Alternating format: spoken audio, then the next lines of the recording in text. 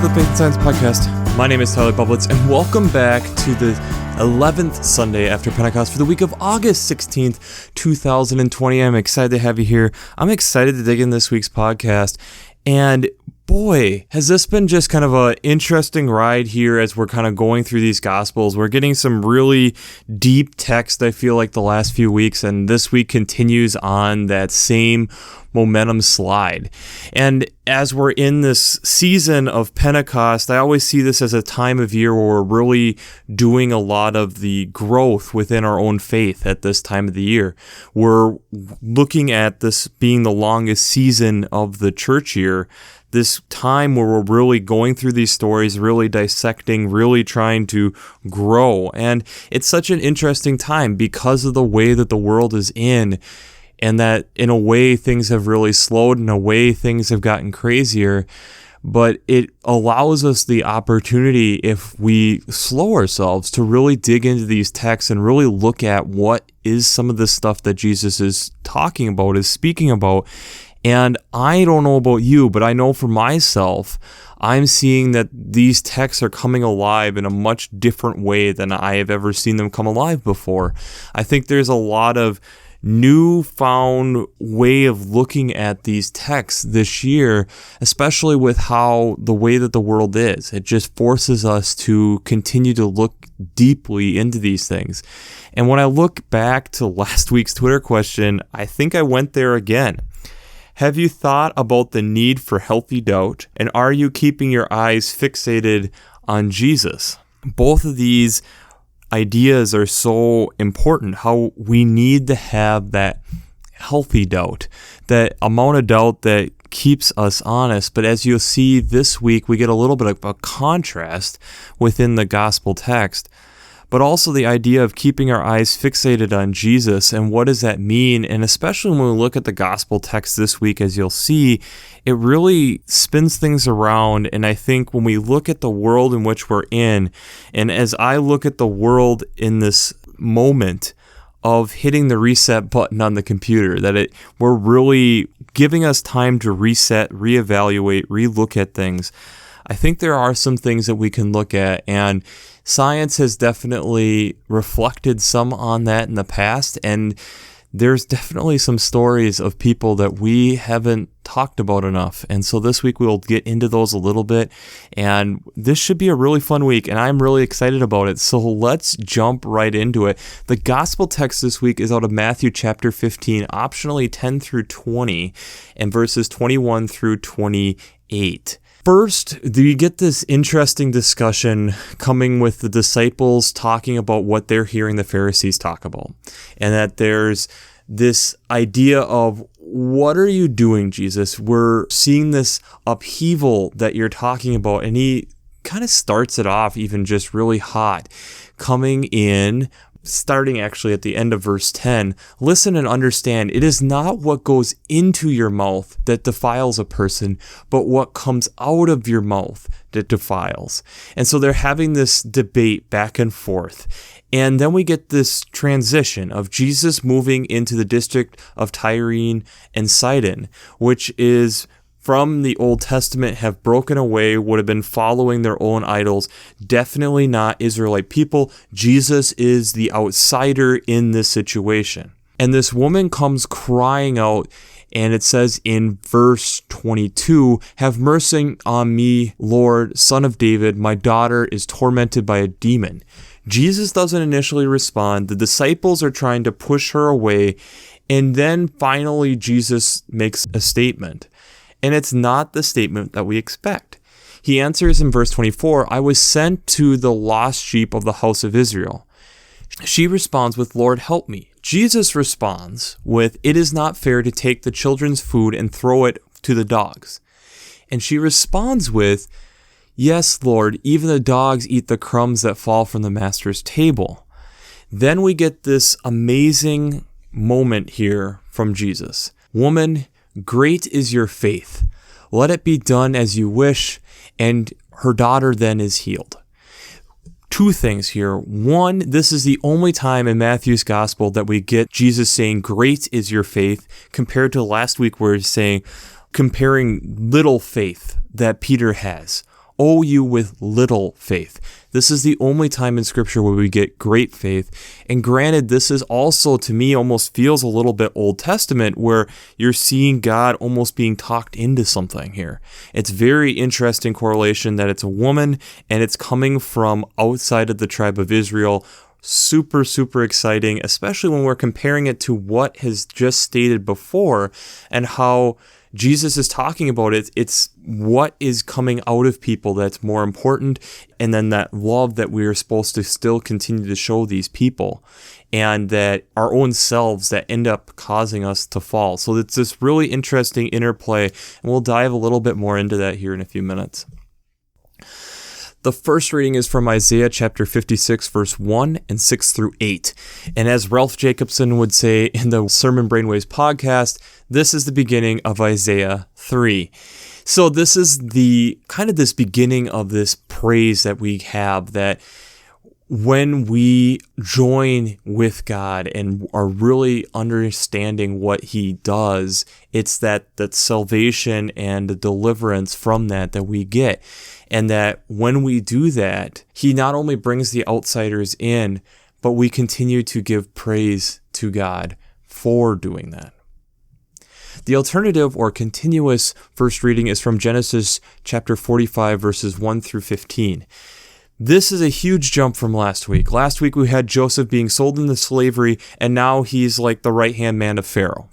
So in that time, he has been accused of rape, essentially, which he didn't do with a wife. He then goes to prison. He kind of interprets some dreams of a baker there. The baker gets released.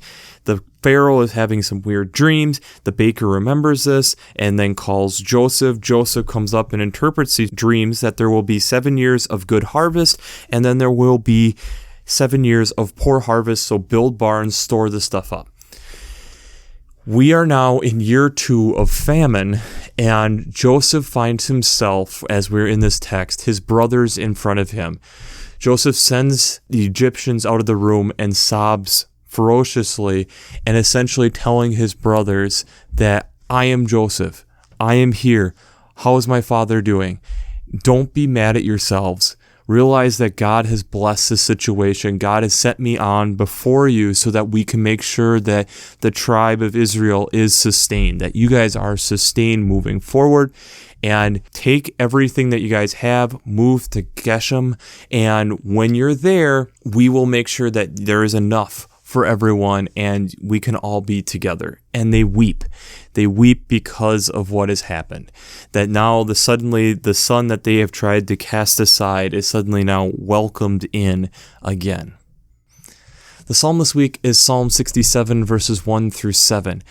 This is definitely a praise psalm, and it's this idea of how great is our God and how powerful is our God, and all these different things that are worthy of being praised by God. And it's such a cool psalm, and especially even the first verse. May God be gracious to us and bless us and make His face shine upon us. A very similar verse that we've heard so many times, and that it's from that we are able to reveal a little bit more of what God is doing.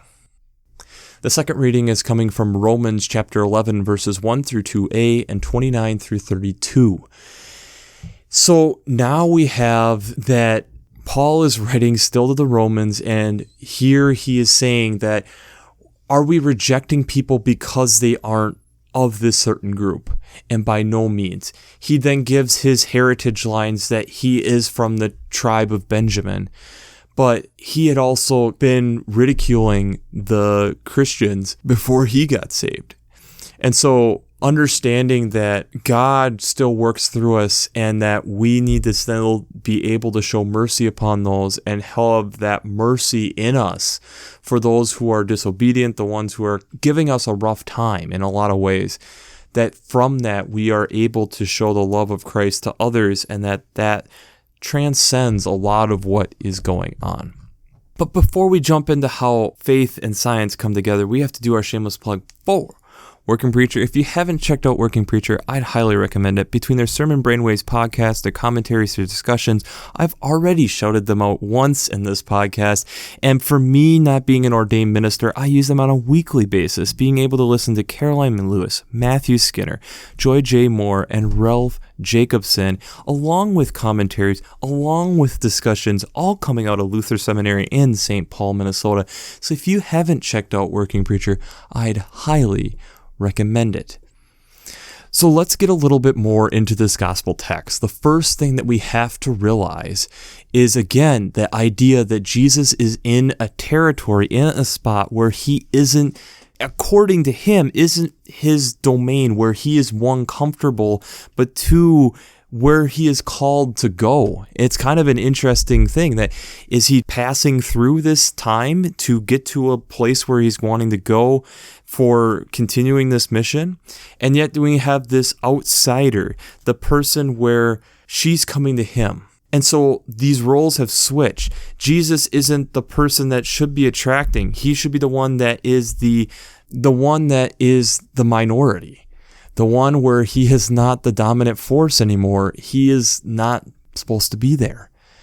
And so this idea that here he is in the minority, and yet you have somebody coming to him and giving these questions back and forth on what should we be doing, and then he says how great her faith is. It's a woman to begin with, but two, that it's a person who isn't of the tribe of Israel, and yet he still does work there. Such a cool story. And when we think about this, and especially that it was a woman, I found this really interesting article this week coming from National Geographic. It's a little bit of an older article, but it's all historical stuff, so it's fantastic. Going through 6 different women who their scientific discoveries were either not acknowledged or looked down upon or ignored for an extended period of time because of their sex.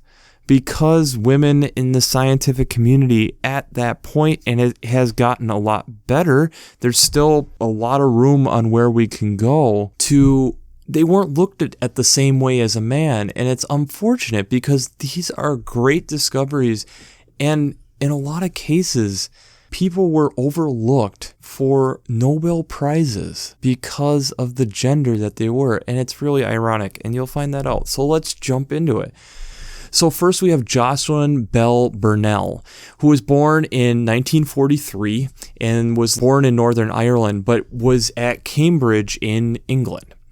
And she was noticing what she ended up discovering was pulsars, which are remnants of massive stars when they go supernova. So showing that they didn't just totally blow up, that there is still something of a dense remnant that is left. And she noticed it by analyzing stuff from a radio telescope and huge amount of data. And so she comes up and figures out this data. But when the Nobel Prize comes up, it goes to another one of her colleagues. And this is kind of ignored, that she was the one that really found the discovery in the data. And here we get a man essentially kind of taking some of that credit. And you have multiple people looking back later that she should have received the credit. She was a major part of how we begin to understand somewhat of outer space today. Another one is Esther Letterberg, who in 1922 was born and was one of the people who helped understand how genetic inheritance in bacteria, gene regulation, and genetic recombination happened. So in 1951, she's at the University of Wisconsin, and while there, she is with her first husband, and they are working with petri dishes of bacteria colonies. And they figure out a way of replica replating, so essentially being able to pass these bacteria colonies into multiple petri dishes, which make it so that we can actually study antibiotic resistance and how things like this are working. So when the Nobel Prize in 1958 for psychology or medicine was brought up, her first husband received credit, along with 2 other men, and yet she didn't, even though she was a major part of the work that happened. And again, you'll find multiple quotes talking about how she deserves credit with this. Changshu Wu was born in China in 1912, and she helped overturn laws of physics along with helping to develop the atom bomb. So she was part of Columbia University in the 1940s, being recruited there as part of the Manhattan Project. And so she was conducting research on radiation detection and uranium enrichment while there. And after spending time with that, in the mid-50s, 2 theoretical physicists, Changdang Li and Qingning Yang, approached Wu about disproving the law of partility, which I don't fully understand, but it's in quantum mechanics that 2 physical systems, like an atom, that were mirror images would behave in identical ways. So she then uses cobalt-60, which is a radioactive form of cobalt, and upended this law that had been accepted for 30 years. When, again, the Nobel Prize in 1957 for physics is passed out, she is left out of this. So, again, it's the idea of these theoretical male physicists come to her. She does the work to help prove what they were thinking about, but she did the work. She's part of the project, and yet still didn't get acknowledged. Lise Minter was born in Vienna, Austria in 1878 and worked in nuclear physics, which helped to actually discover nuclear fission. And this one's actually really, really interesting. She was working in the University of Vienna, and when there, she collaborated with another male chemist, Otto Halm, and were working on and maintained this relationship for over 30 years. But in March of 1938, being that she was Jewish and the Nazi regime was annexing Austria, she goes to Stockholm, Sweden. But they continue to correspond and actually have a secret meeting to continue this research that they've been working on. Holm performs the experiments and able to see that there is something happening, but he's unable to come up with the explanation. It's Mincer and her nephew Otto Frinsch who come up with the theory. So then Holm takes this data and publishes it, and they don't co-author her because of the situation going on with Nazi Germany. So she gets missed out on the woman helping to understand how nuclear physics came to be, and gets omitted because of the conflict going on in Nazi Germany. So when Holm gets the 1944 Nobel Prize in Chemistry, she, of course, then isn't contributed for his contributions of splitting the atom. Rosalind Franklin, we have talked about here before, born in London in 1920. And while she is at the University of Cambridge in 1945, is been working on some different X-ray diffusion techniques and looking at it to try to determine molecular structures of crystals. She is working with kind of what we could look at now as a shifty colleague, who is Maurice Wilkins, who is doing his own research on DNA. While she is at Cambridge, you have James Watson and Francis Crick, which you probably recognize those names, are at Cambridge, and they're trying to understand DNA structures. They communicate with Wilkins. Wilkins shows one of these photos, photo 51, of the DNA that Franklin had. And this is what really is the one that cracks the nut for Watson and Crick to be able to understand the structure of DNA. So in April of 1953, Watson, Crick, and Wilkins publish a paper talking about DNA structure. And in the same issue, Franklin talks about further details on DNA structure. Watson and Crick and Wilkins' paper is ahead of Franklin's. What also then happens is the Nobel Prize in psychology or medicine goes to Watson and Crick. Unfortunately, Franklin had died of ovarian cancer in 1958, and then the Nobel Prize couldn't be given posthumously, so there isn't even known if she would have gotten credit. But as we look at our textbooks now, she never gets really recognized, even though they technically stole some of her own work to prove their own. Natalie Stevens, born in 1861 in Vermont, and is critical to be able helping determine organisms' sex by chromosomes rather than just environmental factors. She was working with mealworms and was able to understand that males produce sperm with X and Y chromosomes, while females' reproductive cells were only X chromosomes. And she discovers this, but she kind of falls into the Matilda effect, where is the repression or denial of contributions of female researchers in science.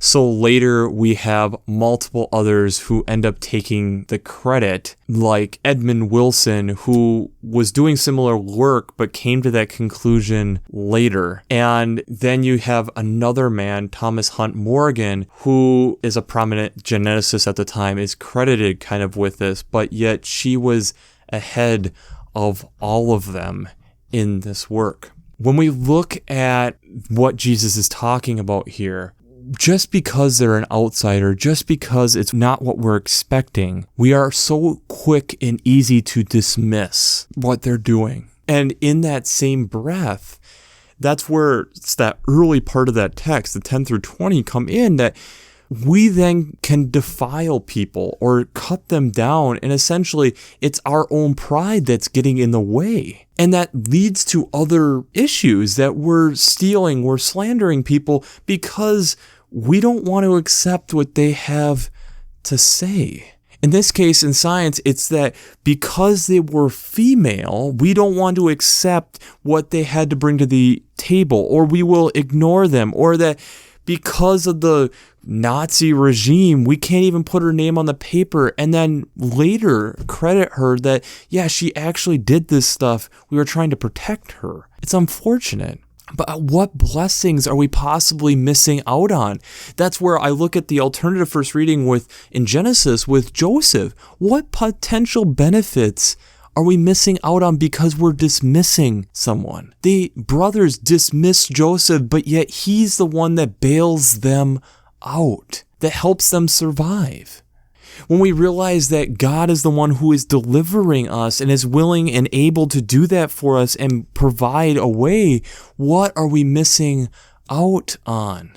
Just because of the past and what has happened doesn't mean it continues the future. And sometimes it's our own slanted viewpoint that we put them in that box to begin with. In science, it's this weird line that you have to worry about how, in a ways, you are perceived, because you need to make sure that you are credible. You need to make sure that the science and what you're doing is credible by being open to peer review and making sure that you're doing good practices and not twisting results. And we've talked about that before. But as long as you are following that, we shouldn't be just totally regulating people into these weird corners that this isn't worthy of my time. And yet we've done that in the past. When we look at these women and what they have contributed to science, unfortunately, in all these situations, we had men take over, took the credit.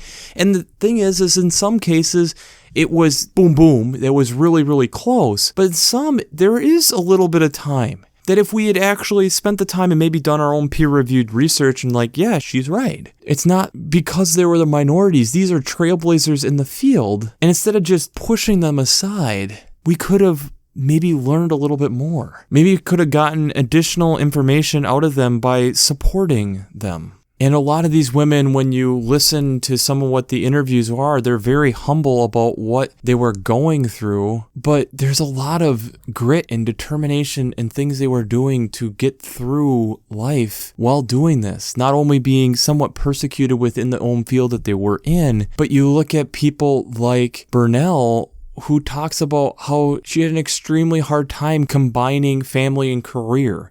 as she was pregnant and had no provisions for maternity leave while doing research. These are things that we now can look at with sympathy and try empathizing with them. But I think the better question is where are we doing that within our own lives? Where are we doing that now? Because just because we've been doing better with science now doesn't mean that we're perfect. Doesn't mean that we're still not being blind to something going on. Maybe there is still a predominant white culture in the majority of science, and that there's still huge opportunities for other minorities. And the other question that I have myself is, what about these other countries that, because they're a third world country, because they're focused on just surviving, are we possibly missing out on amazing scientific discoveries because they don't have the mental capacity, because of the situation they're in,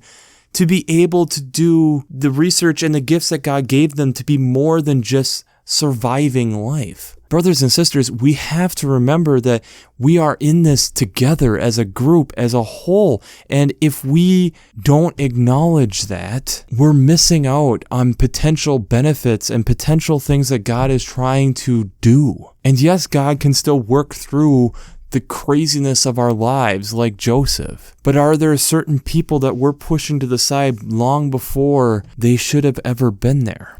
So the Twitter question for you this week is to take an honest look at yourself and pause for a moment. And where are you blind? Where are you blind in your faith? Are you noticing the homeless people on the street? Are you thinking about how they're being fed and nourished and maintaining during this time? And maybe it's not that. Maybe it's that you're thinking about the environment. Have you been negligible with the environment and the different things that you do to add to the environmental impact in what you do? Maybe it's social justice. Maybe that you've overlooked different groups like LGBTQ+. Maybe it's different Black Lives Matter, Brown Lives Matter, Native Lives Matter. Maybe it's that you're overlooking other communities within your community, that this is just a bad part of town and we don't associate with them. What is your issue that you're being blind to? I know for myself, it's something that I have to keep working on, because there's times when I feel like I do well and I find myself in a situation where I've totally overlooked a whole group of people. And the thing coming from a scientific background is that you don't realize when people are just struggling to survive what potential benefits as a community as a whole are we missing out on because they're in that situation. Is there scientific gifts that they have or community gifts that they would have, but that we miss out on because we have marginalized them or put them to the side? Jesus in that gospel text still takes the time to recognize the woman, to talk with the woman, to listen to the woman, and then realizes how great her faith is and heals the woman's daughter. We have to make sure that we're not doing the same thing, but not finishing the task. Are we giving enough time to be able to listen, to first notice, then to listen, then to discuss, and then realize how amazing the person is, and to make sure that we are actually providing genuine help, not just lip service? It's a hard task, but it's an important task in the life of a Christian. So, we'll wrap this up as we always do. I pray God blesses you through your faith and amazes you through science.